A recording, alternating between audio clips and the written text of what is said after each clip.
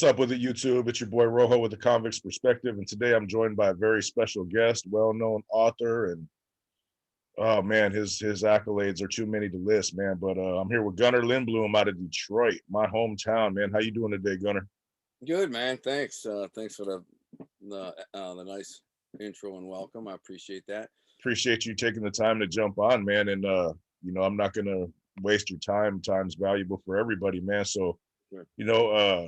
I'll let you, tell our viewers your personal story about your interactions with the mob in Detroit and your prison experience, and what you got going on now with your amazing book, man. You guys got to jump on this book. And if you see his clothing line, man, he's actually wearing one of his shirts. I'm from Detroit, so they made the hair on the back of my neck stand up, man. But you got to check this guy out, man. So Gunner, man, why don't you tell us a little bit about yourself, my man? You know, thank you, man. I've done, like, not to make myself sound like some self-inflated douchebag or whatever, but I've done a lot of these, right?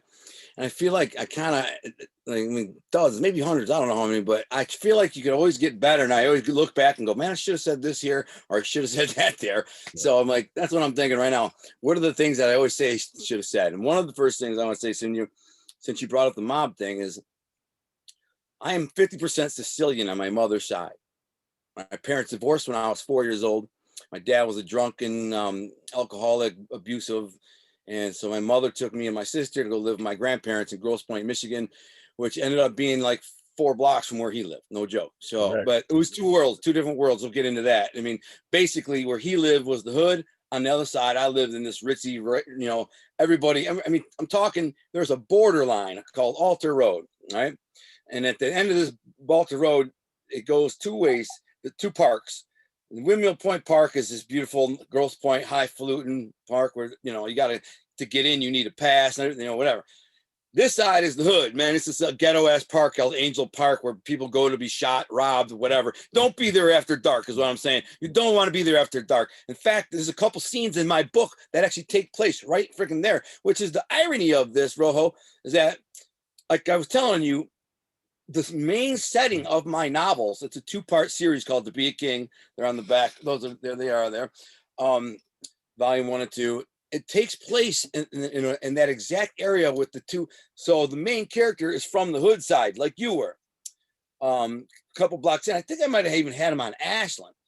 Now, his cousins and all the protagonists are on the Grosse Pointe side. So let me make this how what looks. You're driving down this road, and there's a fence on this side of the road. On that side of the fence, you're in the ghetto. There's trash and garbage and crap all over the place. And it's like today, most of the houses are burnt down or torn down or boarded up. There's not many left, a couple here and there. He says it is incredibly. But on the other side, you look and these big, beautiful mansions. Everybody's got a Mercedes or a Cadillac or freaking. They're not like mansions, but they're nice. They sell for probably, I don't know, $1.2 million, $1.5 million. Although the ones on Alter are not going to sell for as much as the ones on the next block, because who the hell wants to be looking out their window at the freaking ghetto? So right. that's where what happened. I lived with my grandparents from age like 4 to I think 11 in that neighborhood. This Richie kind of. The cool part about this neighborhood is, Rojo, you can probably attest to this. Even though like you had this was much more wealthy in Grosse Pointe. The other side did mix in like the culture and the I don't know, man, like people intermixed there. And like right. I became more of a city guy living there than I would ever in my life. So for the next 7 years when I lived with my grandparents or whatever it was like growing up in the city, but I wasn't in the city proper. The city was like 3-4 blocks away. So I, by the way, I have a medical condition. So I have a nerve in my nose. It makes it itch and run. So if you see, no worries. I don't want to look like I'm cokehead geeking out. I'm like, yes, people will think it, but they think it all the time. But whatever. Right. So I go there and I lived there, and that particular neighborhood is what I believe like created me, my character. Like hanging out, playing dice in the alleys, doing all kinds of little kid trouble stuff, knocking over garbage cans in the alleys and getting chased, just dealing with a lot of these hood kids that would come over and hang out at Trombley. They go to Trombley school where I went, it was my grade school, and they'd hang out over there, and and they'd hang out at our store. That was the name at the Fairfax store. So I mean, they all kind of intermingled to a degree, but they made me more of a like a city guy than Grosse Pointe guy. So I lived there around, and all my uncles, basically everybody. And when I say this, it was basically all mob people, every all the capos, all the capo regimes, all the basically made dudes, everybody that is of the upper power structure, the Detroit mob, live within about a 5 block radius. And it was nothing but Italians there. There's a few Greeks, but that was that. I lived on Lake Point, and the boss lived like 4 or 5 blocks away in Middlesex. So I got to know all these people from my youth because they were my family. You know what I'm saying? Right. All the kids went to St. Ambrose High School, which I'm sure you know where it is, Yeah. and all my, so I grow up with these guys, and then I move away when I'm. First of all, they knew, like, all my cousins within my age bracket that were anywhere from 5 years of my age. This They thought I was a freaking lunatic already as a kid because I was getting in fights. I tell you a quick story. My very first day in school there, excuse me, second day, came back the second day, there was this big bumbling oaf of a dude, man, kid. He's in my class. And I found out later that he failed like 2 or 3 grades, and now he's still in kindergarten. He's like bullying all these kids, these building blocks, these big like Lego wood blocks, big ones though, to Right. build stuff, and we build forts or whatever. That's what we were doing, kindergarten. And the kids bullying these kids and taking them all. And I get mad and I walk over there, freaking, I pick up the wood thing and I start clobbering them. And I don't know what I said. I just like, wham, wham. And I get suspended, man. I get suspended for that, for beating up this freaking like 7-year-old Luca Brasi. I'm like, man, whatever. So that would kind of set the tone with my cousins, and then this continued like that for the next 7 years. Then I moved to my mother wanted to get out of the house, her parents' house, with me and my sister. She went and got us a house. My mother had a nervous breakdown. She couldn't handle it, man. My mother was mentally ill. She was sick, which is kind of, if you read my novels, that's also the inspiration for what the main characters, his mother's like that. And I just said, kind of did that as an homage to my mother, maybe. Although this character is not me, or I am not that character. There was a level of animosity that my mother was looked at because she married out of the family. In Detroit, the mob family, there's like 5 or 6 or 7 or 8 families that are kind of founders. They go back to the early 1900s to maybe 1930. They control everything, whatever.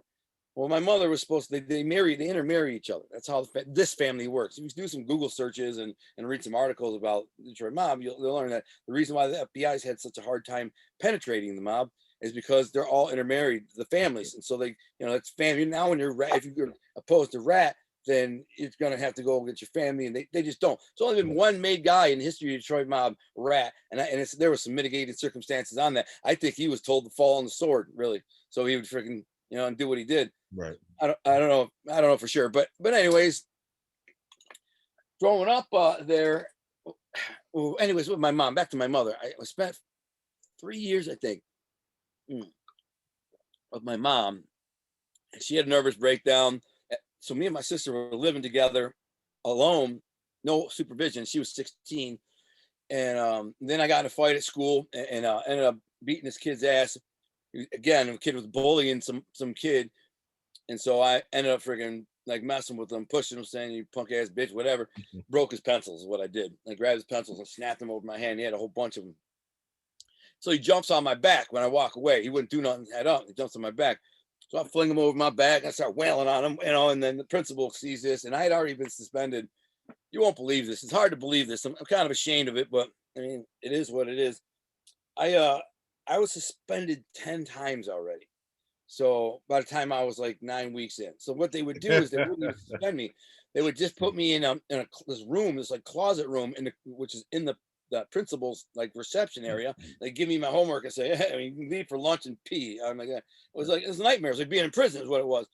So I go, they call I beat this dude up and get kicked out, and they call my dad because I can't get a hold of my mom, who's in a hospital, mental institution. My grandparents didn't even know how bad we were living, bro. We were living so freaking bad. I'm talking ghetto ass, everything filthy, no food. My mom wasn't cleaning or cooking or doing laundry. The place was disgusting. It was this horrible, wretched, just filth we were living in, man. And me and my sister, we were so used to it. We didn't even know any better. I guess we were used to it totally because at my grandparents' house, when we lived there. It wasn't ever like that because my grandparents, my grandmother and my mother would clean and they cook and they did everything. So, I mean, I could literally take my clothes off and throw them and like, walk out one room. They just come up behind me and take them and clean them and fold them and put them away. Well, that didn't happen when we were living on our own. My mom was sick. So, I ended up having to go live with my dad. And then around, fast forward, I made a lot of new friends. By the way, I have an eye condition, just so you know. I haven't had the injection in, I don't know, a year and a half or something, but I get injections in my eye and I'm light sensitive. So if you see me putting these glasses on, I mean, it's partly to make me look cooler than I am. It's all good, my man. Whatever But makes now you I'd say I comfortable, won't be brother. squinting and whatever. So I take them off for emphasis, I guess. For sure. So I met a bunch of dudes. Everybody, here's another thing. Everybody thinks I'm on coke or meth or something because I talk fast or I'm like, I mean, and I'm not. I do not, dude. I live in a homestead in 20 acres out in the wilderness, in the middle of nowhere. I got 4 chickens and 4 cats, and I'm happily married. I haven't seen a drug in 20 years. Right. It's funny. So I made a group of new friends that they were not really connected to the old world, like my Italian family, which was fine. I kind of migrated towards naturally other Italian kids. And sure, in St. Clair Shores was still probably 25, 30% Italians, so it's no big deal. But, we got each other better. You understand somebody's culture or whatever, kind of the way they talk, the sense of humor, blah, blah, blah. So, but I never told anybody about my family. About this time is when I started learning about the mafia thing because people knew I was a Toco, and they're like, "Yo, we saw the news, man. Is that your grandpa?" And I'm like, "Oh, yeah." I said, and I asked my grandpa. He's like, "Don't believe everything you see on the news and yada yada yada." But about this time, my uncle Pete Toco, my mother's brother, youngest brother, who was only 12 years older than me, so he kind of took an interest in me, and I was maybe 14, 15 years old. And, long story short is he started to introduce me to the world of the Cosa Nostra, which I really didn't know, but what I understood from the beginning, as far back as I can remember, is that our family wasn't like everybody else. And I just know all the Cadillacs and the wise guys and the suits and all that. I mean, I just knew that nobody else had that. I knew something. My uncle Nicky would walk in, my grandma's brother, he'd walk in and he'd see me go, "Come here, Alonzo." And I'd come over, and a little kid, he'd go, peel this big knot of money, and he'd go, "Here's $5. And then I get a little older, he's like, "Here's $10. Then a little older, than it's 20. And then one time he gave me 100 for my birthday. And the reason why he gave me 100, this is a funny story. I was maybe 10, maybe, and he hands me a $20 bill. And my mom happened to be at the table and saw him. And she's, "It's his birthday today, Uncle Nicky." That's her first, he was my second uncle, I guess. It was my mom's uncle, but I call him uncle too. He's, "Oh, it's your birthday." I said, "Yeah." I said, "I'm not worth the hundo." Like I say hundo. I said, "Not worth $100. Come on, Uncle Nicky, don't you love me?" or something like that. And all these people in the house are watching. There's all these people sitting around. Because I had a birthday party where I shot my cousin in the ear with a spoon, put a peanut and shot in the ear, and he had to go to the hospital. He had to go to the hospital for him. I thought it was hilarious. Shot him in the ear, bang, right in there, exploded. Oh, wow. But I say to my uncle Nicky, "It's worth it." And he looks around. He's like, "I got you, Alonzo. You're hustling me, huh?" And he pulls the 100 out and gives me, I think he gave me 5 $20 bills. So afterwards, my uncle Pete says, "What are you doing, man? Trying to hustle Uncle Nicky?" I'm like, "No, I just enjoy." He's like, "Man, you don't do that. You don't do that with somebody like him. You got to show him respect. That was disrespectful. You put him on blast in front of everybody in the family. He had to give you $100. Yeah. Otherwise you look like a freaking asshole." I'm like, didn't mean that, He's like, "Well, you did recognize it." And that's when my uncle started telling me who's who, so I'd know. And the who's who that was coming to my house on a regular basis was literally the top brass, the top 8 or 10 freaking mobsters in the city. They all liked my grandpa. He was a big layoff bookie for all of them. My uncle Pete worked for him. They were all intermarried together. They all loved my grandfather. He was a gentleman. My grandfather was a gentleman. He was a kind, soft soul. I don't believe he was ever a made dude, but there's some speculation about it. But in my mind, I don't like to think he killed somebody. He could have. I didn't know him when he was young. I only knew him when he was old. And he wasn't. He took me to Disneyland. You know what I'm saying? I knew he was, had a huge sports book, layoff booking, but that's different than killing people. So, anyways, around this time, I start doing little odd jobs for my uncle Pete. And it's just, I've told this story a lot of times. I'll tell it really quickly. Like, there's two that stand out. The first one is I wanted a mini bike real bad. And I asked him, "Oh, Pete, buy me this mini bike." He's like, "Nah, man, I ain't freaking buying this mini bike. Listen, but I'll show you how to." It's like he always had money and a new Cadillac, and he's kind of a larger than life character with a big gold chain, a typical freaking 80s wise guy, Yeah. from Detroit. Yeah, I And I can see it said, in my head as you say it. yeah, exactly. So, and I say, "Oh, Uncle Pete, I know you got money, man. Buy me this mini bike. I want this mini bike." He's like, "I'm not buying you a freaking mini bike. Get out of here." He's like, "I'll tell you how to get the mini bike." He says, "Go to the store, get the Jerry Lewis cans. The donation for the Jerry Lewis drive." So Yep. get them, stand out for the store, and get your money and buy your mini bike. Open it up, take the money. Telling me to do this illegal ass scumbag horrible thing. You know what I'm saying? Take this charity money. But in my mind, I saw it as okay because he said, this guy I looked up to said, go do that. So I did. I didn't do good at the 7-Eleven. So I drive my bike like 5 miles to a Kmart, stay out there all day. I fill this can like 4 times. I make $140. I drove my bike like 5 miles each way. And I was young as hell. I was only like freaking 9, 10 years old. Crazy. That's a long way to ride a bike when you're 9, 10 years old. I was determined. I wanted that mini bike. So I get the money, $140. I turn 10 in, and I'll keep 130. And then have my dad take me to get the mini bike. I get it. And then another time, which was actually from before this, was when this is after this. No, it was after when I was about 15 years old. This guy who was the manager of a really high-end, highfalutin restaurant, was I almost said the name, but yeah, Bobby Moore's. You remember Bobby Moore's? No, that doesn't ring a bell. It's in St. Clair Shores, right on Jefferson. It's a real nice place. It was one of the nicest restaurants in town. Very expensive. Even back then, it was like $75 a plate type of food. Right. But if you go down Jefferson, where all those marinas are, it's right about 10 mile. So, anyways, this guy owed my uncle a bunch of money for a Coke and gambling. Guy named Harry.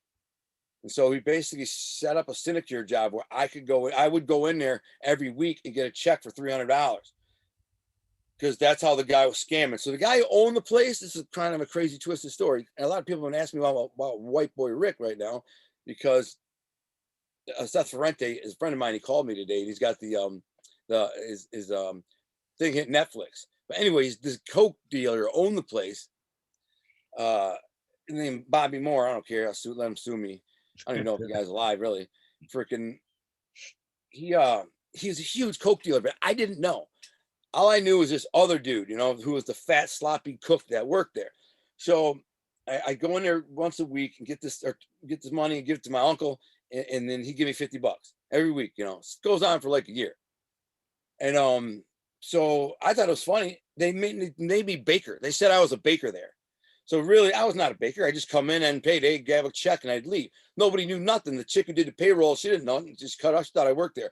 Did this for like a year, and then my mom called one day looking for me, and they're like, "Yeah, he's not working." And then she says, "Oh, his clock shows it is," because Harry would punch me in. So something happened. Somebody's a scam. They knew somebody was scamming. They just know who. So I start selling this guy. It's a funny story, man. I'm walking out of Bobby Moore's one day, and I look, and I got there are all these perch fillets on ice, and I'm looking at them. I'm like, man, those perch fillets look like silver bass fillets. I mean, they're what we call white perch. And so I tell him, I said, how much you paying a pound for those? He's like $3 a pound. I was like, bro, I'll give them to you for $1.50 a pound. He's like, well, I tell him to play. They're white perch. You won't know the difference. He's like, people will know. I'm like, no, they won't. I said, I'll bring you some and put them on a platter, send them out, and see what they say. 100% they don't know. And to this day, right now, if you ever buy something called lake perch, that's what you're buying. They're silver bass. They're little white perch. They're not yellow perch. And if you're going to buy perch, make sure you're buying yellow perch. If they say lake perch, you're buying these. Right. Yeah, they're okay still, but the other ones are a little firmer and better. So I knew I could go out and catch these fish by the boatloads, bro. There's so freaking many of them. I wish I would have thought to get a net back then. And just use the seine net and just dump them. We'd fish all day and we'd get like 500 of them. And then we take them to Sampson's Fish Market. We drive to Sampson's Fish Market, put them in these dumpsters. We drag them to the fish market. It was across the road, and they fillet them for 35 cents a pound. So then they put them on boxes, put them in ice, and I had my boy's brother would pick me up and drive me to the restaurant, and I give them to this dude, and he'd get me the invoice and go like a check, and so I was selling these perch, maybe like if I had a good day, I could make $300 to split with my boys. Again, I'm young. I'm like 14, 15 years old. That's good money. Yeah. I mean, not bad. So back in 1987 or whatever it was. Right. So then about that time, my uncle found some weed on me, and he said, "Listen, you're gonna sell weed for me. If you're gonna sell weed, you sell my weed, good weed." And I started selling weed. Then I got in the steroid game, and really, bro, from that point on, I just was involved in any kind of illegal activity. I never worked. I did end up getting some bouncing jobs, but I did around the time I went to jail for selling steroids when I was. Yes, I got busted when I was 17. By the time I went to jail, I was like 18, something like that. So maybe 19 even. So I ended up getting out of jail, and my grandfather got me a job bouncing at this high end club called Brownies on the Lake. You remember Brownies? I've heard of it. Yes. Yeah, places I keep remembering you're from Detroit, man. Dude, this is Baller Central, bro. It's right there near Grosse Pointe. It's Yeah. where all high rollers from Grosse Pointe come. It's this Baller Central. It's on the lake, so there's a big marina behind it with this like round wraparound deck in a lagoon, and then you pull in your boats. It's big. Like they have valet parkers for your boat. So when you pull up, they got a valet parker in a little marine uniform. You throw in the rope, and they park your boat wherever. And the badder your boat, the closer they park it to the deck. And the deck's always got like the dope, like offshore racers or big freaking yacht or something. And they also boast the biggest deck in Michigan. It's like got a 4,000 square foot deck. It's got multiple layers. Thing's huge. I had a job bouncing there, man. When I was freaking 19 years old. It's a crazy place to be when you're 19 years old, bro. All these celebrities like Cecil Fielder and Rob Probert and on and on and on. They're all the like tigers and lions that come in there all the time. But my cousins, like I said, when I around that age, I started hanging around my cousins a lot more. Because about the time I graduated from high school, most of my high school friends were kind of lames, bunch of pothead freaking stoner drunks who sit in the basement and play video games. They don't never go to the club. They don't never do nothing cool. They don't never go anywhere. I mean, I'd still go camping and fishing and travel and go to New York and Miami and blah, blah. I know I had money. I had more money than them. But I mean, they never did anything interesting ever.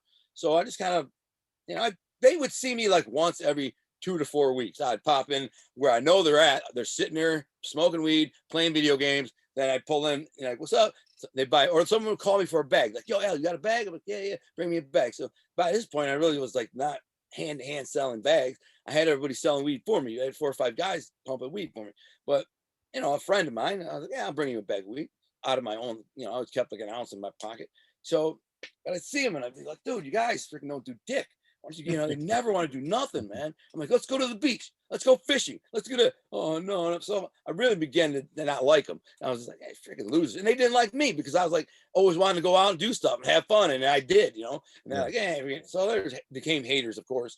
Now like a bunch of them are haters. But so I started hanging around my cousins basically down in Eastern Market, or in Grosse Pointe. My cousin Johnny Fats, I'm not gonna say his last name. There's a couple other cousins of mine. I got a cousin named Pete. I hung around a lot, and basically we started like hanging around all these freaking wise guys, which was in the market, or they had these businesses. It's like you got to know them pretty good, and not to mention they were like my uncles and my family and just.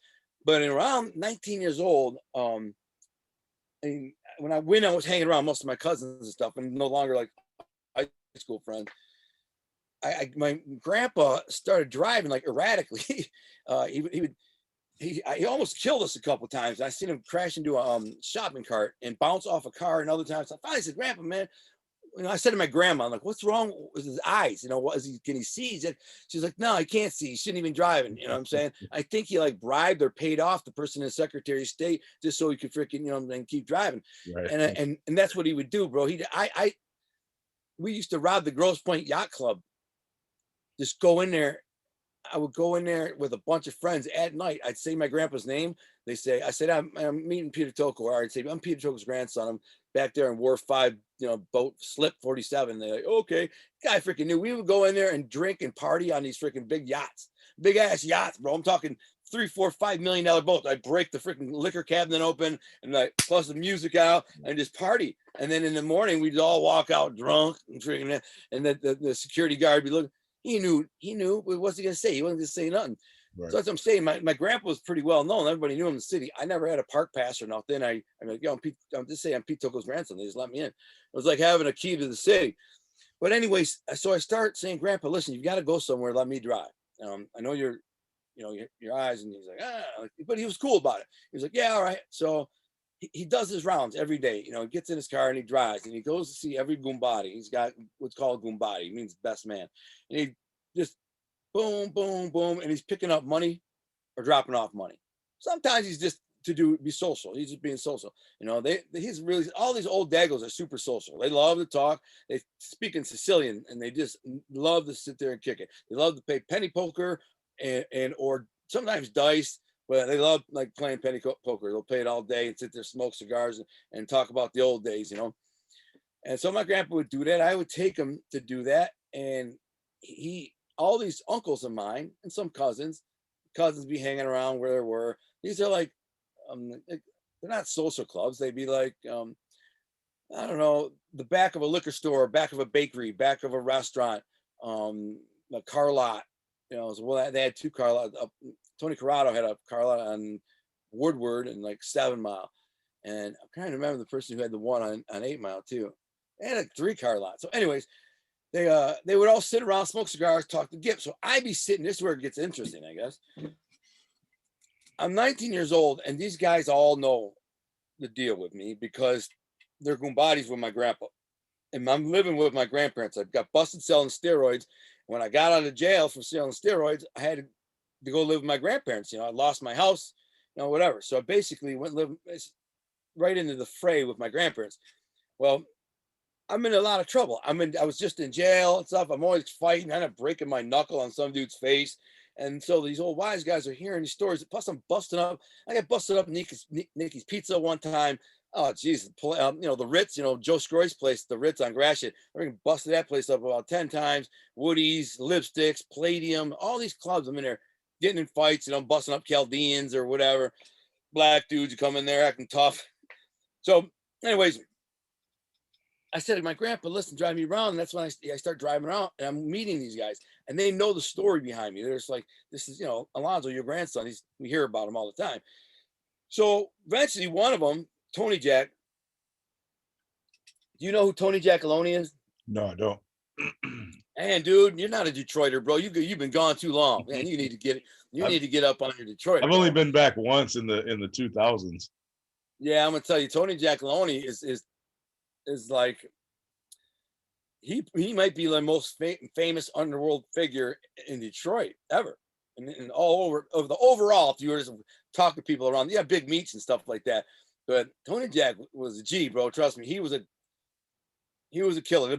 He's suspected of like 40 murders, and he was the last person seen with Jimmy Hoffa. So if anyone's interested in Jimmy Hoffa case, Hoffa was going to meet Tony Jack the day he disappeared. The FBI were following Tony Jack. And he basically detoured and went this way to take the freaking, take them away. And right. Billy and his brother Billy and a couple other guys grabbed Hoffa, took him to Carlo Licata's house, killed him. And then they killed Carlo Licata after that because he was lording it over their head. You can find some of this information on my YouTube because I'm doing a special on my YouTube with Scott Bernstein. He's a famous writer. You know who he is? Yes. He's so anyway, so he wrote the book Motor City Mafia. So he's been doing a series on my show called Detroit or Motor City Mafia, and then we're kind of going through the whole history of it. But right now we're doing like an 8-part Detroit Mafia murder timeline. It starts from like 1925 all the way up to it'll keep going. It might be 10-part, but it's good. You can learn a lot of information. We just talked about Carlo Licata, who was where they took Jimmy Hoffa and killed him, and then Licata, because he knew of this information, he was kind of acting a little more cocky than he could because he thought, he's untouchable. I got this DeLoro. So they killed him. And right. No big deal. Just like they figured he would. Anyways, back to us then. He's Tony Jack, who's a very bad dude. I know he, when you're in this Italian community and you're kind of around, by now I'm very full. My grandpa and my uncle have all basically told me who's who. And they're all, so there's different levels of respect you show to people. And the boss himself used to come over our house all the time. His name was Jack Tocco, my grandpa's cousin. And he was a pretty intimidating figure. He's like, if you just like made me 65 years old or 60 years old, that's what he looked like. I mean, kind of similar in build. So he wasn't like, like your typical mob boss. And he was kind of quiet. He told me one time to sell my car because I looked like an asshole. I had a bumped out Mustang. He had a just tricked out Mustang and with big deep dish rims and freaking, 4 12-inch kickers in it, and blah, blah, blah, blah, blah. And I pull up bump and didn't know he was there when I walked up in the house because he had looked outside. My grandpa said, "Oh, it's my grandson Alonzo pulling up the house and going boom, boom, boom." You know, like 19 years old. And he says, "Why don't you sell that cop magnet?" Now he knows I'm working for my other uncle Pete Togo. He knows I'm in the street selling dope, doing all kinds of stuff because I'm kicking money up to my uncle who's getting kicked up to him. So he's aware that I'm a soldier on the streets for him. So why don't you lose that cop magnet? And then he says, "While you're at it, why don't you lose that fucking gold chain, man? You look like you're not a rapper." That's what he said. "Loser, you ain't a rapper. Gangster rapper is what he said. You're not a gangster rapper." And I said, "Yeah, it's laughing." Thought kind of took it. I'm like, "Okay, Uncle Jack," and I did. I sold that Mustang. But these guys, that were at our house all the time, I got to know them a lot better when I was out of the house. Meaning, my grandpa would say, "Take me to this place to meet, you know, Tony." There's so many Tonys in the family, jeez. And so we would go to all these like headquarters, and then I'd sit down with them and play penny poker. I didn't smoke cigars, and they'd be looking at me and go, "Alonzo, I hear the other day you busted up Joe's place. What happened?" I'm like, "Man, Tony, you'll never believe this freaking guy comes in here. I'm walking, the guy bumps me, freaking bangs into me. I'm expecting him to say, 'Oh, excuse me.' Instead, he shoves me. He says, 'Watch where you're going.'" Yeah, Evan, I just blew his mouth out. I just knocked him out. Hey, but when I knock him out, his boys sucker punched me. So next thing you know, I'm fighting him, and me and my boys end up smashing these guys, and yada yada yada, a bunch of blood in an ambulance, and them telling him the story, and they're all like listening to it, right? And like into it. And they're all laughing. Every time I say something funny, man, they're in it. My grandpa's sitting there like this. Like, this is my grandson. He's supposed to be proud of. And here I am, been to jail, kicked out. I got expelled from school, by the way, when I was 15. Me and Sammy the Bull have that in common. I don't know if I told you that, but I'm kind of friends with Sammy the Bull. We did a Zoom call, believe it or not. I was going to help him write his podcast. So we talked just like this over Zoom. And he gets to his point where he tells me he's 15 and got expelled. I'm like, "Yeah, me too. I freaking expelled from school when I was 15 and then took right to the street." So, I mean, all these guys knew I was freaking just basically a bad kid, really bad kid. So it came easy to me when I tell them these stories. I'm like, "Yeah, it's fun." They hang on every word and thought I was freaking like, they go, "Oh man, I remember the time I did that with Tommy G one time. We were with kids. We were walked in this place." And now they're telling me stories. And they're all animated and jumping around and sweating. They're like, "Ah," they thought it was great. So we'd share fight story. They share. So every time I'd see these guys, every time they'd be, "Alonzo, what are you doing now? What are you into? You in trouble? You staying in trouble, Alonzo?" And I'm like, "I ain't trying to, whatever." "What are you into?" And they come over and whisper, so, "What's on the street? What are you doing?" And I tell them a little of this and a little of that and then that, and they'd always act. And believe me, when I tell you this, bro, you know how you would think if they were saying, "Hey, what my whistle, man? Bring me something, da da da. Bring me a little piece of that or something like that." Because I had this pawn shop thing going. "Just bring me something." I'm like, "What?" Like, "Get from my girlfriend, my gumar, my camera or something, gold chain. Bring something." They sound exactly like they do in the movies. What I'm saying is, they haven't they're not playing a character. They are that character. Right. You know what I'm saying? They're really legit that, and that's all they'd ever know. And so I always thought it was kind of humorous and entertaining. And then until one day, Tony says, "Hey, listen," they would start saying, well, Tony started it, and they're like, "You want to make a buck? Come here," and whisper, "You want to make a buck, Alonzo?" I'm like, "Yeah, I always want to try to make a buck. Listen, this is what you do. Come up to my shop tomorrow. I got some people who owe money. They ain't paying me the money. I'm like, you go get it. I'll give you some of it, right? Just make sure you don't come back without it." I said, "All right." And I go find these guys and I get them the money. And that was a whole freaking racket that was crazy. And I was good at it. And if I had to say one thing that I did for the mob, that was my job. That's what it was. Although I did every crime I could, short of murder. And even then I almost got caught up in a couple of murder conspiracies. Thank goodness, thank God I didn't. But I'd go find people who owed money, and I was real cool about it. Let's say you owed money gambling, if you're up to $5,000. Bookies cut you off. Shylock loaned you the money, but you spent it gambling trying to get back.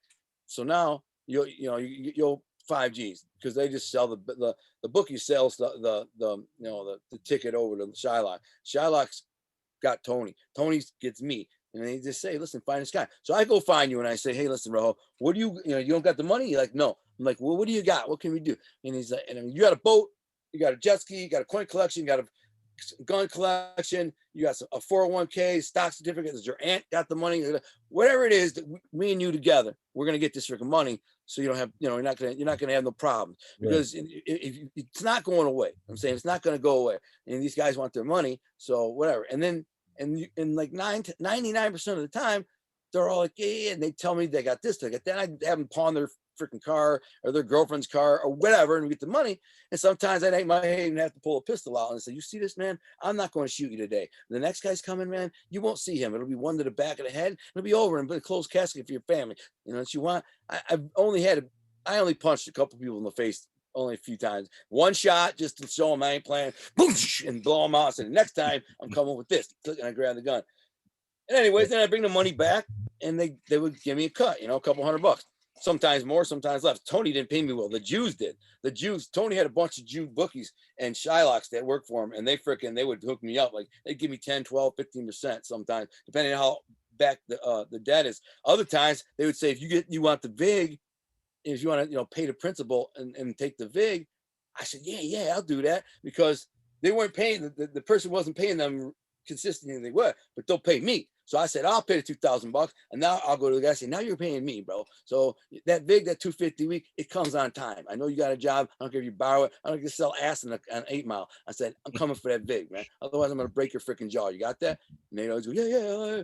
So Tony Jack says to me one day, 7 o'clock in the morning, I get a phone call. This is where the turning point. Keep in mind, I'm driving my grandpa around Peter Toko, around the city every day, meeting all these high-level mob dudes. By the way, I'm like Henry Hill, but higher, way higher. Then people don't know about the Detroit Mafia. Do a couple searches in Google search, Detroit Mafia, Google Toko, Detroit Mafia, or Toko Mafia.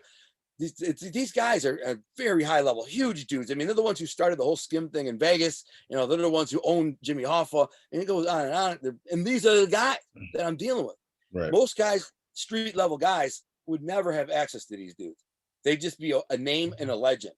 So if you were talking about, Tony the Bull Corrado or Joe Toko or any of these guys, of course, Jack the Boss, you're never going to see him ever, unless it's at a wedding or a funeral. If you're lucky enough to be married into the family, then you might see him. The guys, you're not going to see these guys, man. And Here I am having freaking coffee and dinner with them and hanging out with them all the time. And I got so used to it. And the crew got so used to it that they would introduce me as a friend of theirs. A friend, they'd say, it's Alonzo, a friend of ours.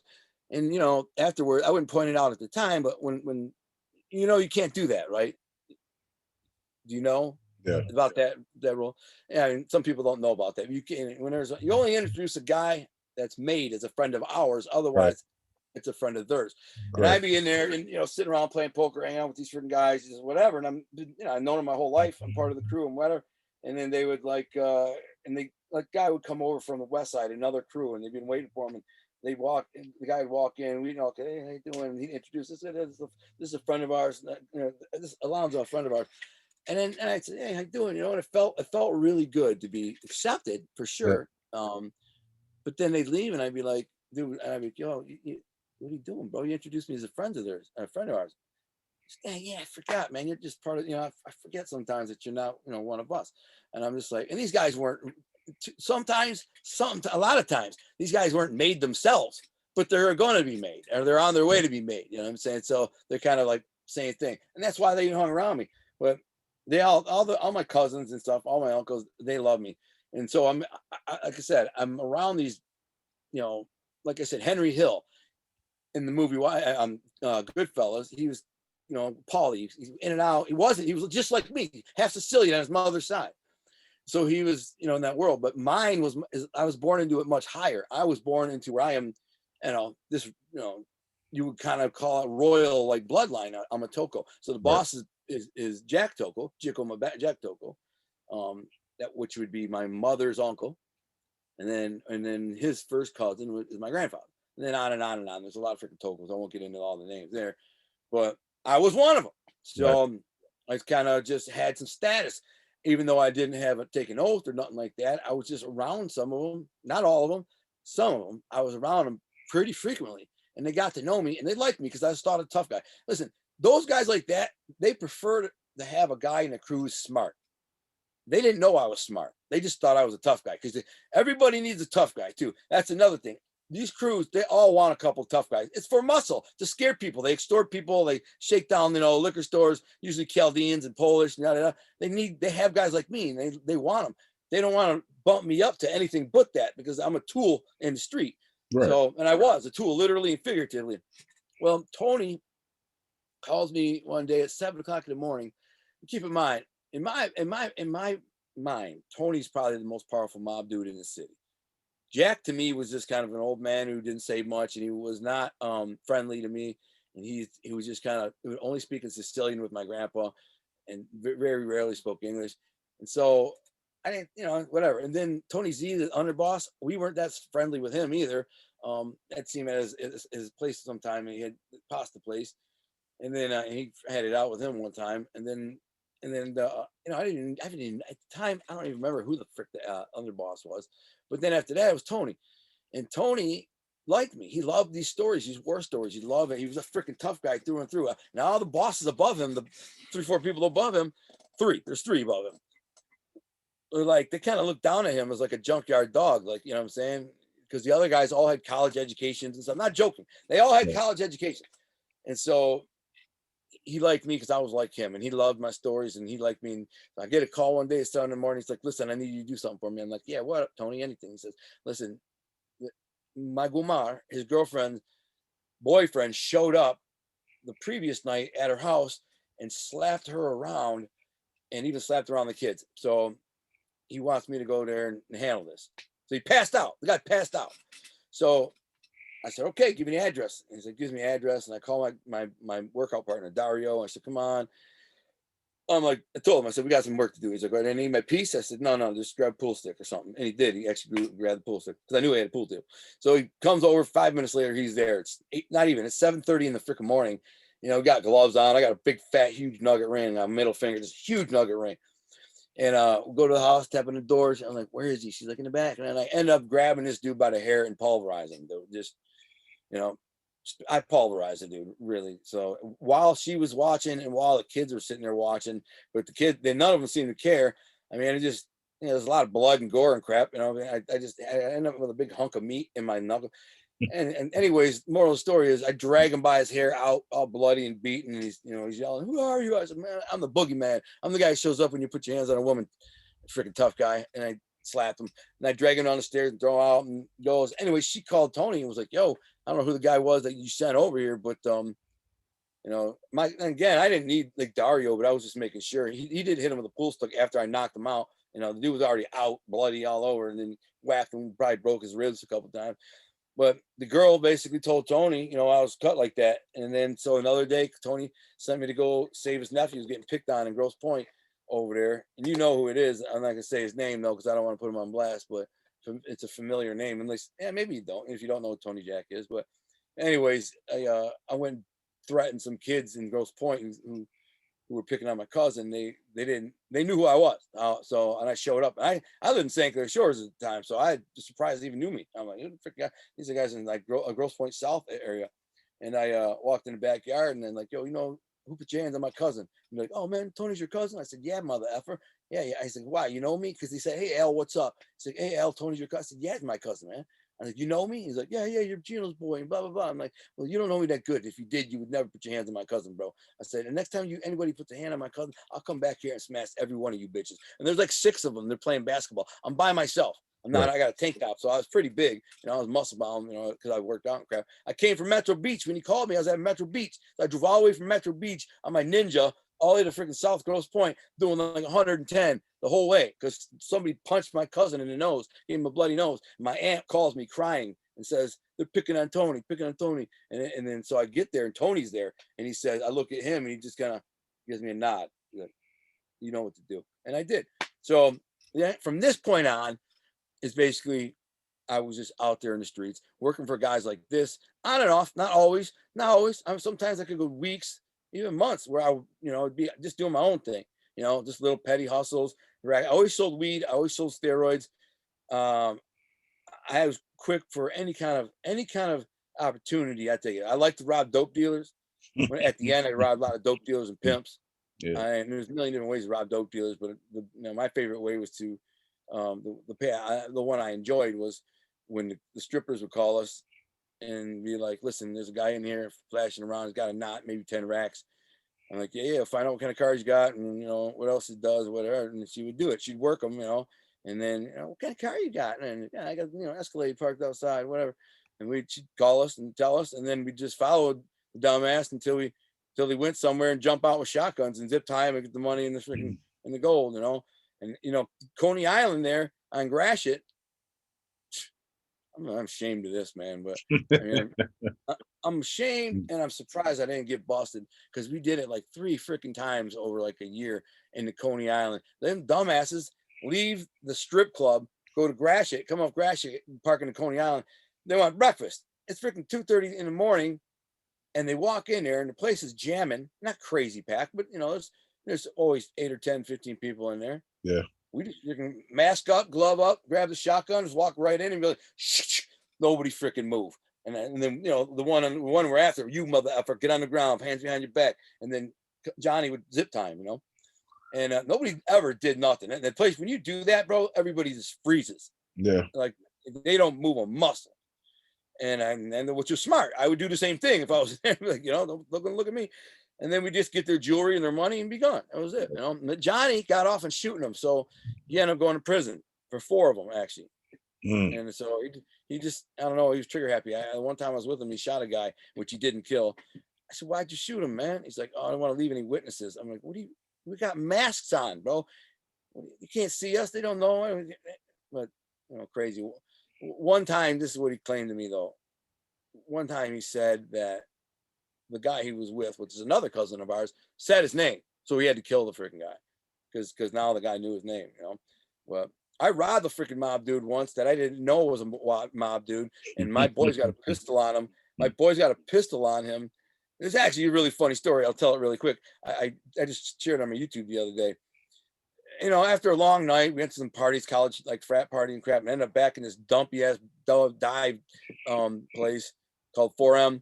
We go in there, and in the back in the corner was like a little table where these 4 guys, older men, were hanging out. And one was this real big guy, one was like a shorter, older dude. He's probably like 45, balding, but he looked familiar, and I knew why. I knew him. Like, he's familiar because I've seen him in the market. All the Italians are seen in the Eastern market. You see them all at some point. They're always there. That's where they get their food. So they get their pasta, where they get their produce, where they get their meats. They all go to the market to get it. So I didn't really care. I started playing a dice game on the pool table. By the way, I'm with I got a guy with me. He's a lunatic, bro. Mike McCauley. The guy's an absolute freaking lunatic. Huge, muscle bound, just maniac. Not even steroids. Barely works out. Could bench press 550 pounds. You know what I mean? Don't even work out. Just a huge, strong freak, man. Yeah, I know.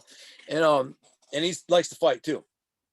So yeah, so that's a funny story. He made me punch him in the nose just to leave one time when I was like 16. He said, you ain't leaving unless you punch me in the nose. He said, I'm beat your ass if you don't. So I did. And I thought he was going to kill me. So we go back to this place and we're sitting there. I start playing dice on a pool table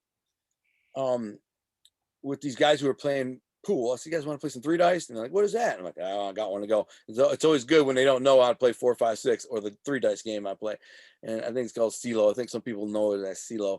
But and so it's just it's an odds game. If you're the house, you're always going to win in the long run. And I know that. And the way they do it is when somebody hits 4, 5, 6, they have the chance to take the bank, which means they are now in control of the bank, which you really want. But then somebody like me says, okay, you sure you want to take the bank, bro? It means you got to take all bets. If I drop $1,000 right in there on this next roll and win, you owe me a G. I mean, you ready to do that? You got a G in your pocket? And they're like, oh, no, I'm good. You can keep the bank. I'm like, yeah, good. All right, I'll be the bank. They don't know because 3 out of every 5 rolls, I'm going to win. You know what I'm saying? More than I lose. So the guy, eventually, this big freaking dude, turned out to be a Serbian dude, walks up, says, I'll take a couple rolls, wins 1, lose 1. And I got the money over here. It's $400 or $500 sitting there. And he just goes, bam, and he grabs it and starts folding it up. I said, yo, man, that's the house money, bro. And he goes, yeah, I know. That's why I'm taking it. I said, what? No, I'm the house. He says, no, I'm the house. And here, this is my house.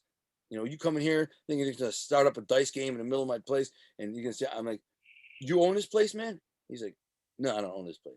Well, I'm in it. I own it, is what he said.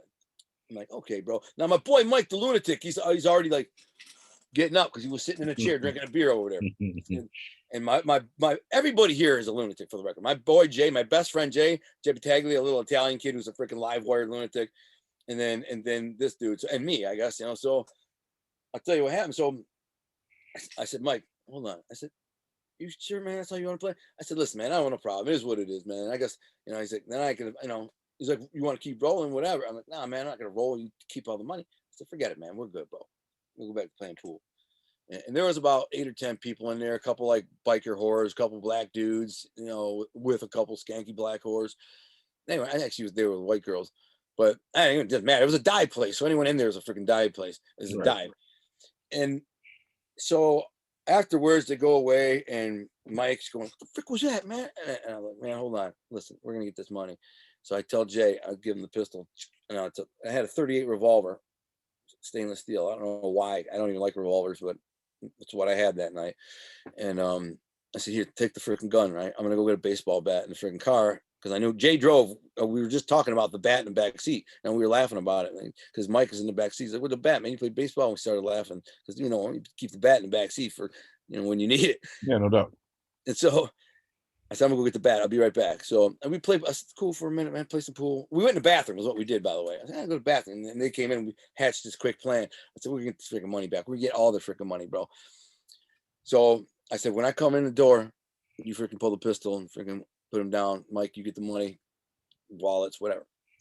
So I went and go to get the bat, slip out. I come charging back in. It's funny. I've done this blitzkrieg kamikaze thing with a bat a couple times where, in these situations where the best way to handle it is just give them a shock and awe. Like before they can even react to what the F's happening, you just come running through the door with this freaking bat and just run up on, what's up?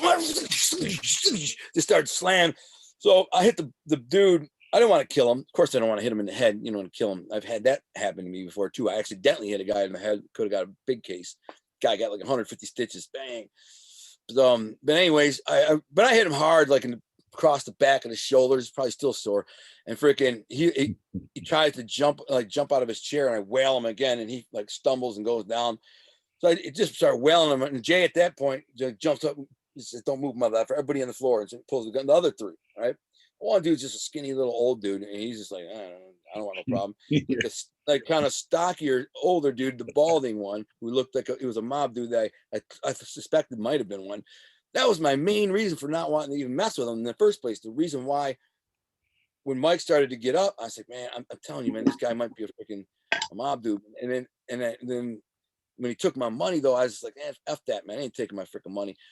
So because there's such a big family and there's so many wise guys and there's so many freaking con men and associates and blah, blah, blah. So many people that are attached or to a person, one guy, even like me, low level freaking, associate or soldier or whatever. I had like 10 of my homeboys, like 10 of my boys in my crew. So those guys are all, connected too. Right. To the mob. So you might say those are mob guys because they're connected to me and I'm connected to my uncle and uncle's. So there's so many guys all over the city. And they're from east to west. You just don't know everyone, man. In fact, you know very few. The way they operate, they purposely compartmentalize it. So every crew is like sealed and nobody knows who's doing what. And only the boss or the capos, the capo regimes know what this crew and that crew and that crew and that crew's doing. Then the next capo regime know this crew, that crew. But all of us down here, we don't know what the F's going on up over there or up there. Nobody knows. So this dude, to me, I'm thinking, could be in trouble. I'm running there. I whale this freaking guy. Jay pulls the pistol, puts it to his head. He says, give me the money. Everybody put your wallet out in front of you. So they do. And this could have got ugly, man, because that dude had a pistol on him, I think, the big Serbian dude. I'm thinking he didn't do it because I hurt him pretty bad. And I whaled him across the back with that bat, bro. I mean, dude, it must have tore all the muscle and crap. I whaled him. And then I whaled him like 5 more times, breaking his ribs and crap. He's like, all right, yelling, curl up in fetal position. All right, man, all right. I said, yeah, mother effer, I'm the house now. That's what I said. So Jay, Mike starts picking up the money. I thought about like taking their jewelry and everything, but I'm just like, whatever, man, just get the freaking money. And the little Italian dude put a knot out there, man. He pulled it out, and because Jay said, "You too, mother effer," And at this point, at one point, the freaking Serbian starts talking crazy to me. I'm gonna kill you, mother effer. He's on the floor. I'm gonna kill you, mother effer. Wait till you find out who I am. I'm coming to kill you. Wham! I wail him a couple times. Wham! Wham! And Jay's going, should I shoot him? Al, should I shoot him? You want me to shoot him, Al? And I go, shut the F up. Stop saying my name. You know what I'm saying? He's like you can tell, he's like, oh, my bad. And so we get the money and we dip up out of there. And so fast forward a couple of freaking days, and my uncle called me, and I was living with my grandparents at the time. My uncle had just moved out, because my uncle's only 12 years older than me, by the way. So he's basically like an older brother more than an uncle. My mom had died by this point. So it's like my uncle was very close to me. Right. And he said, man, he called me in the basement. He says, man, you went to 4M the other day, bust up some people, robbed some people. He said, you robbed some people at 4M the other day? I'm like, maybe. Why? He goes, man, listen, he said, what's happened? Somebody calls me, more than one people called me in the last couple of days and said, hey, was Alonzo over there the other day? And I'm like, so he says, I'll call him and ask him. I don't think so. So my uncle's calling me and says, yeah, well, somebody said, so first of all, he tells me who the guy is. And I'm just like, oh, no. So this is like a, made dude. And I'm just like, oh man, I can't find out. I would have been killed had they found out who it was. So my uncle says, damn, and he tells me, he's like, you know who this is? You know what is this? This is my grandfather's Gumbadi, somebody's son. Gumbadi's son. It's like the son of a freaking. And I was like, oh damn, dude, I didn't know. How would I know? He said, what are you doing? I didn't hit him. I didn't hurt him. He's like, but you robbed him. You took his money. I'm like, yeah, what the frick else would I do? Pulled it out and threw it on the ground. I wanted my money from the other dude, because Jay, my partner Jay, put the pistol at him and said, yeah, you too, mother ever, give me the money. So he said that. He said, I'm getting calls and people are like, yo, anybody freaking, these 3 freaking dudes robbed so-and-so the other day at 4M. One of them's name is Al. Do you know any of them? Well, nobody, like they weren't sure when Al met because they called me Alonzo. So they either call me Alonzo or Gunner, because my middle name, but mostly Alonzo. So a couple of people put the 2 and 2 together, like, yo, it couldn't have been. And they asked my Uncle Pete, was your nephew? And he's like, you can't, no, it wasn't him, he looked out for me. But that point, anyways, the point of telling that story was to tell you that around that time in my life, I got to be where I was real renegade on every tip. I did report to a boss. I did kick up an envelope. I did all this, but I tried to avoid it the best I could. What I did was wake up in the morning and I'd say, okay, where am I getting money? Who owes me money? Because I always put money on the street, never more than like $5,000, so everybody's paying big. And then I give weed or steroids. What I do to survive. The problem is, this is what happened, Ro.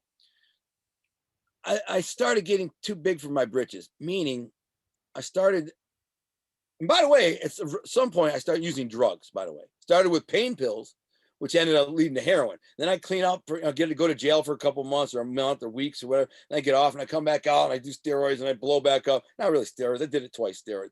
But anyways, over the years, I was up and down, mostly up. Nobody ever knew. Nobody knew.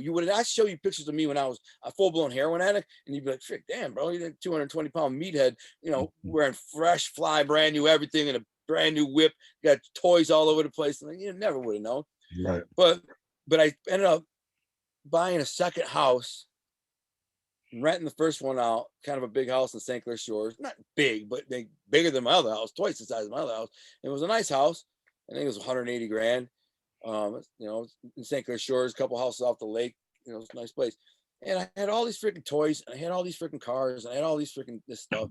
And not like I'm living like some super big baller, but I mean, I had everything was used. I had a used 4-wheeler, I had a used dirt bike, I had a couple of used jet skis, I had a jet boat.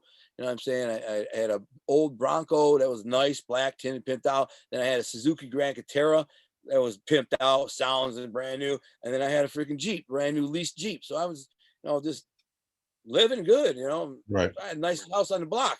But my expense count and Ninja, all that stuff, bro. But my expenses were so high that the cost of my habit was about two grand a week. So I have to be, yeah, I know.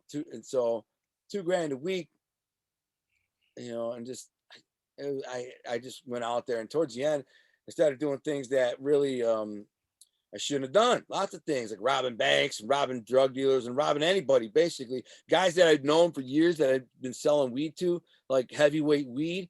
or selling weed, getting weed for them. I'm like, yo, man, I got a deal on 20 pounds of freaking, GAN. Give me the freaking, whatever. It's, tell them 30 G's for the 20 pounds, whatever it was. And they give me the 30 grand and I keep it. Of course, they call me and bug me. And then what I would say to them is like, I know you feel like you got burned, bro, and you did, but do you want to get killed over this 30 grand? Make the money back, bro. Learn a lesson. Just don't get killed over it. Right. Like, damn, man, you freaking serious like that? You kill a guy? I said, you keep bugging me, man. See, find out. And then so I would do crap like that, scumbag stuff. I did it to my own cousin, man. My own cousin who loves me to death to this day. Loves me to death. Is one of my closest gumbadis. He's the one who saved me in prison and started sending me money. He set up my whole freaking Facebook account that led me to meet my wife. I mean, everything. And I burned him for like 20 pounds of weed right before it actually wasn't right before. It was several years before I went away. And we didn't talk for all those years. And then he saw me in the newspaper, getting sentenced on the newspaper, and he decided to write me and said, I still love you. I'd like to help anything I can do. I don't have a lot of money, but I can help support you in there. And he's my boy to this day. But anyways, so I went on towards the end. I was just, I had a couple houses and all these freaking toys to pay for and all this stuff. And I was just, you wouldn't have never known though. Like I was taking trips to Vegas and dropping like 10 G's. And if I was just mature about my money, I would have been able to afford it. But I wasn't, I was just immature about it. And there's a reason for that. And the reason why is I knew at some point in the near future I was going to jail or I would be dead. It just didn't. Right. There was no reason for me to put a nest egg away. I mean, what's the point? And the nest egg might be used for a lawyer or something, but I mean, that's what I should have done. Put 30,000 up for a lawyer, so when I get busted, I can get out of it. But I didn't. I did stupidly just partied it away and blew it. So when my day come, I did a pretty remarkable crime spree over like a week. Just things weren't working out, so I was going to do more and more crimes, get robbing banks and liquor stores and whatever. I didn't care, because you get desperate, you're just like, whatever, I'll do whatever, and nobody would answer my calls, man. Nobody would come near me, bro. You ever watch that show, The Wire? Yeah. Yeah, you remember what was the gay black dude, man? Omar. Yeah. I was like, except I wasn't gay or black, but I mean, Right. I was that guy. Nobody, if I knocked on the door, everyone would hide and lock their windows and crap. That's how bad I was, bro. Nobody would answer the phone. Guys that had dealt with me for years. I used to be able to go, give me 10 pounds from me, or 20 pounds, or 50 pounds. I could walk in and say, I need 50 grand. I got this going, that go, and get it. Now I done burned them all. So they're like, man, this guy, you got to kill him. What's the point? And then of course, if you kill me, then you got to deal with my family. So you lose either way. That's the way they looked at it. Like, freaking hell, if you beat his ass, you're not going to be able to beat his ass. Maybe if you could, you get lucky. But then he's tough. I'm a tough guy. I was, I'm not. No one's just going to whoop my ass. I'm not saying I couldn't get my ass whooped. Right. I'm 100% I could get my ass whooped, but most guys couldn't whip my ass, and and they knew it. And then big steroided out monkeys. I said, punked them out. Them broke their jaws. Dude, I'm telling you, I was famous on the east side of Detroit. They called me the Sandman for knocking fools out. I'm just devastating with this right. And so most guys in the world, they're not cut like that, bro. I don't care who it is. Even like the average Detroit tough guy like yourself. I'm not saying you could or couldn't whip my ass. There's a lot of tough guys like you. You look like a tough guy, and you probably are. I'd be willing to bet you are. But even the average guy, like when I mean, if you saw me fight, you get it, bro. I'm super berserk and like aggressive, and just the way I win is absolute aggression, man. You got to overwhelm. Yeah, no doubt. Yeah. And I know how to use it. So, I'm good at, so they'd see me do this stuff. They'd see me freaking pull knives on guys and freaking slap them around in the club. They'd see me pull guns out and, they'd see me shoot a couple guys. So they all think I'm freaking insane. So I got nothing left. Even my own uncle was like, he was kind of scared of me too. He's like, man, I can't help you if you keep doing what you're doing. Because Johnny, we robbed the drug dealer, some black dudes, and Johnny shot him. And then it got back to freaking, because there was another person with us, and that person told my Uncle Pete. That's a whole long story, man. Then that guy who told my Uncle Pete, Johnny killed him too. So, I mean, Johnny's in prison for life, so I don't really care. But, I mean, it just, my Uncle Pete said, man, the people you're dealing with and things you're doing, he's like, unacceptable. In the past, if you got in freaking trouble, we could get you out. We got lawyers, we got the judge, we got like, dude, the family's got probably even at this very moment 3 or 4 or 5 judges in their pocket. In Macomb County, Wayne County, Oakland County, they're in their pocket. And all you got to do is get the lawyer to get your venue changed to their docket, and that's it. And boom, things go. I got busted for the steroids. My grandfather gave the Judge Coretti $10,000. No, what the hell is that judge's name? Not Coretti, because Coretti's the one that sentenced me on my big case. Maybe it was Corrette. They call him Judge Corrette because they're both of them are Italian. One they call Corrette, but his real name was Coretti. He made it sound American so people wouldn't associate him with the mob or Italians. And so they call himself Judge Corrette, but his real name is Judge Coretti. Gotcha. And 10 G's got me out of that. And so but my uncle said, at this point, man, you're not, family can't help you, bro, if you keep doing what you're doing. I said, yeah, I'll F the family, and I don't need them. I don't need anybody. He never did. You know what I'm saying? I was just like, I'll do work for these guys. They tell me to do something. I'll go make some money, but I need to make more than $200 to pick up I need to make more than $200 picking up $2,000 across town and spending the whole freaking day doing it. You know what I'm saying? Yeah. I need more money, but there's a million things these guys got going. They could put me in on one of these rackets, these construction rackets and stuff like that, but they're never going to do that. They're going to give it to their son. They're going to give it to somebody else, somebody who's not a defetto. I'm a defetto. I'm a half breed. They're not going to do it. They see me as just muscle. They're not going to get me involved in the construction contract and the bid rigging and all the shakedowns of the unions and blah, blah, blah, blah. They're never going to do that. And they're just going to be like, yo, you enforce the law or whatever. So I said, F you. And I ended up going to prison. They're going to let you earn. They're just not going to let you get on the stuff that family members and made guys could get for sure. Exactly. Yeah. Yeah. So I ended up getting busted for extortion, bank robbery, armed robbery, and a bunch of other stuff. It was 17 charges total. I had a $5 million bond, multiple bonds, but it added up to $5 million. And then sentenced to 13 to 50 years. And that's when I said, I've had enough of this life. 13 to 50? Over 13 to 50, yeah. Yeah. And that's when I said I had enough of this life, man. And for the record, I do share a lot of these stories on my YouTube. So, but I have 173, I think, shows on my YouTube. So you got to check them out because a lot of these. I'm not. What's the name of your YouTube channel, brother? Gunnerdetroit. Gunnerdetroit. There it is. Yeah. Ladies and gentlemen, Gunnerdetroit on YouTube. Make sure you subscribe and check him out. Make sure you check it out. Because these shows, what I'm telling you now is just tiny fragments of much bigger stories. And then if you hear the shows, like you'll hear the whole story and how it started and how it ended. And but anyways, in prison, I decided I don't want that life. I'm going the other way. I just don't want it. I'm never going to go back to that, man. I hated that life. Hated it, man. Since day one, I just hated it. Looking over your shoulder, always having to, wonder where your money's coming from, who's going to kill you. It's always your best friend or whatever. I hated it, man. And it was super stressful. I just was over it, man. I prayed to God, like 3 days before, I prayed to God that he'd get me out of this life. I said, I don't know what it's going to take, God, but I'm ready. Get me out of this life. And 3 days later, I was arrested, and that was my last free year for 13.3 years. And so in prison, I discovered I had a gift for writing, which is crazy. I always had this vivid imagination. And I'd used it to lie to my girl or lie to girls I meet in Vegas or something, but I never, used it for anything like that. And I love to read. Well, then I decided, why not? I got all this time in prison. Let's start writing. So I sat down and started writing, and my voice is getting hoarse. I wrote 9 novels when I was in prison. I'm working on my 10th novel right now, which is called Blindsight 2020, which is a political thriller inspired off of last year's events. So you'll love it when it comes out. But my books Now to Be a King are the only 2 books I published of my 9 novels that I wrote in prison. I have the other ones, but I've become so busy since I published these 2 novels that I'm like, I haven't had time to focus on properly polishing, editing, formatting another novel until I got inspired for the political one. I'm like, F it. I'm just going with this freaking thing. I know it's a hot button topic. And when I publish this book, people are going to flip over it because it's a crazy story.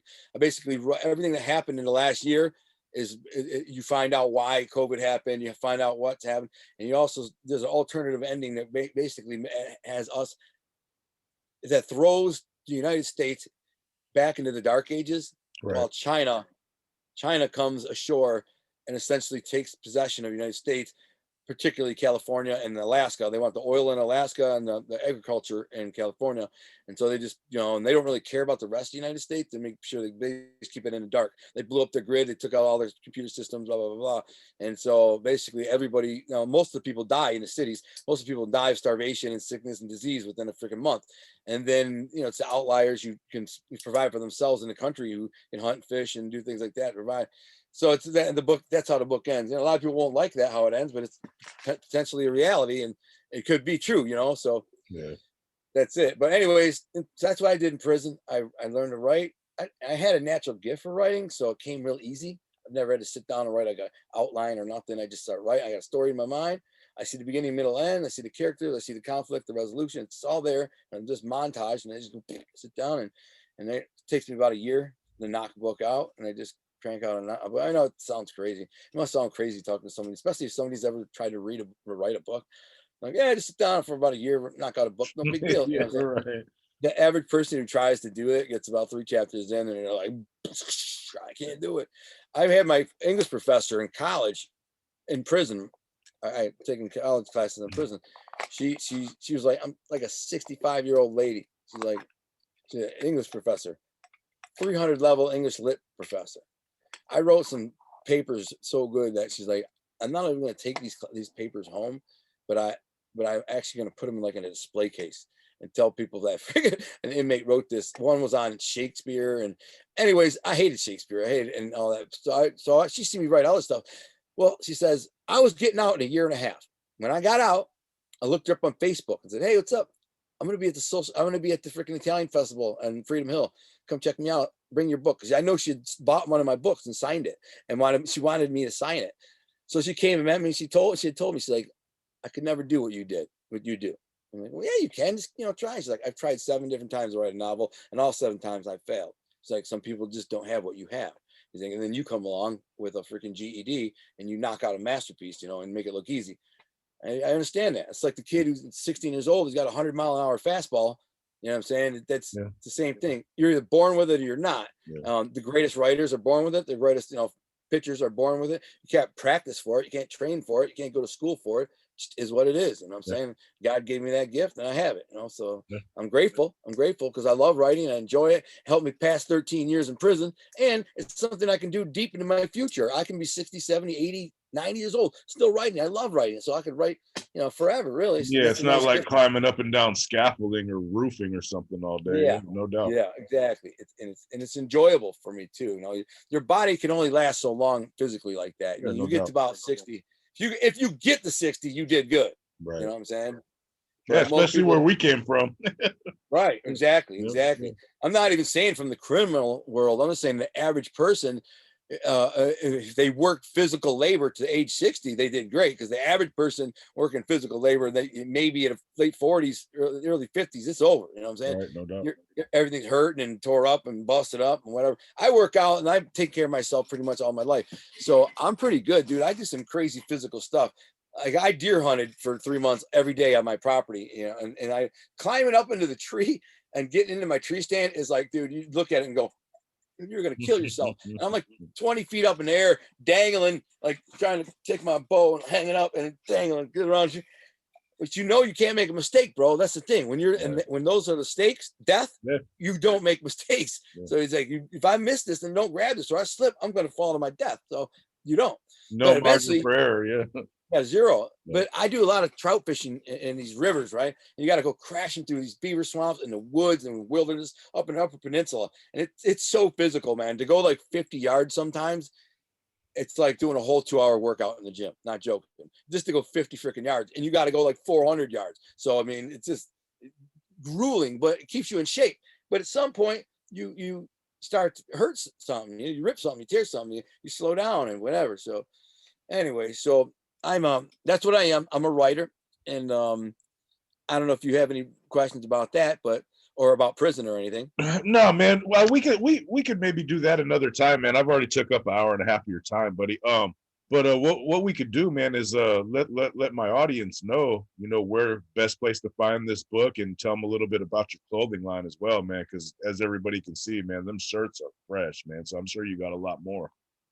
Yeah. Oh no, we have 31 designs. I mean, if you look at this, if you look down there, those are all designs. You can't see them, but you go to the website, you can see them all. It's So, and ourthingapparel.com. Is that the site? yep, Okay, artthingapparel.com. there it is there. So, yeah, we can do another show, bro, and I can talk about my prison experience because I just blew through it. I did prison, Right, and my prison experience was crazy. You know, I mean, I can as you can imagine. imagine, everybody's prison experience is crazy. Everybody. So, I mean, Yeah, it's interesting for me, man, because in California, our politics out here in prison, and our organized crime out here mostly stems from prison. yeah, It develops from prison and goes yeah, back yeah. out. But I know Michigan politics, because I got cousins and stuff that done time out there. They're way, way, way different than California, man. Oh, yeah, So yeah, yeah, yeah. it'd be interesting to discuss that in the future for sure. Yeah, yeah, yeah. We'll do another show and I'll talk about it. That's a great subject and time. Totally different worlds for real. Would you say you So did 13 straight? yeah, 13.3. Man, that's a nice run, man. That's about a little bit less than my combined total, and mine was broken up, man. So, ooh, that's a nice run, bro. Well, it straightened me out, bro. Yeah, So you made it out anyways, safe, and you seem to be prospering. You look healthy. Your mind's right. That's I good, made it. bro. Yeah, God was good. yeah. Also, Art Thing Apparel, by the way, my city, like I said, I'm wearing Detroit because I'm from Detroit. Detroit, You know, yes, sir. and everything. So, but everything there, that is our logo right there.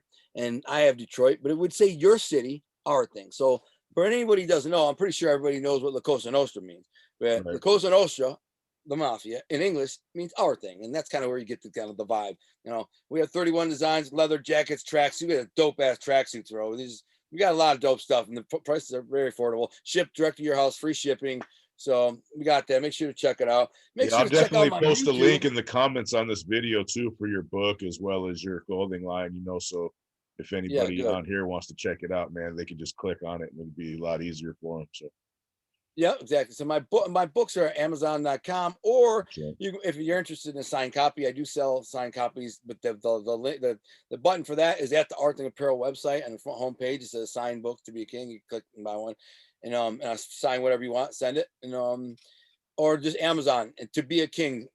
They're volume 1 and 2. You'll need both volumes because when you get to end of volume 1, it's gonna be like now you're hooked on crack. You don't want to know what the hell happens. And a That's right. lot of people get mad. A lot of people get mad. They're mad. They're like, man, I was gonna order 2, but instead of 1, and I get there and like, dude, what? Come on! Now I gotta wait 3 days to get the freaking volume 2. Right. But you'll enjoy it. And then I have my YouTube, which is Gunnerdetroit, Gunner Detroit. I basically it's a kind of a show that tells stories like I was talking today on this show about my past history, things I was involved in, people I saw, people I knew, this, that, and the other. I got a lot of crazy stories, man. They just pop in my head all the freaking time. Like last night, one popped in my head from I was dreaming. And I woke up this morning remembering this story Right. about how dude took me from the west side in this guy he sounded like this. I'm telling you, he's like a little nerdy kid. Sounded like a little kid. He was like, he's like, hey, buddy, you're messing with he said, Todd's is a badass or something. I just pushed this big fat dude to get him out of my way. I'm trying to get a piece of cake. He's blocking the cake. I'm not joking. I was in this place, huge place with thousands of people. And there's cake on a platter. I'm trying to get to the cake. This dude was 4 feet wide, this big fat black dude. I mean, big fat white dude on a white t-shirt. And I'm just like sitting there waiting. I'm trying to go around. He'd move this way and I'd go around and go this way. Finally, I said, move, mother effer. Boom. I shove his fat ass, but he barely moves. He weighs 400 pounds and he glares at me. And I said, what, man? Get your fat ass kicked too tonight? I said, fuck out of here, man. I'm trying to keep this cake. Then I walk away and this little guy starts poking me, going, hey, man, Todd's my friend. He's a badass. You don't talk to him like that.